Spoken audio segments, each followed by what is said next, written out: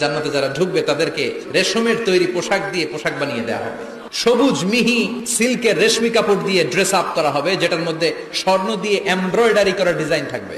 জান্নাতে নারীদের জন্য গহনার কোনো অভাব নাই। জান্নাতের ভেতরে বিশাল এক শপিং মল থাকবে। প্রতি শুক্রবারে ডানে বায়ে সামনে পেছনে সব জায়গা থেকে বন বন করে মৌমাছির মতো জান্নাতীরা ওই শপিং মলে শপিং করতে আসবে। ইচ্ছে মতো দেদারসের পোশাক কিনবে, ইচ্ছে মতো শপিং করবে, টাকা দেয়া লাগবে না, ক্রেডিট কার্ড লাগবে না।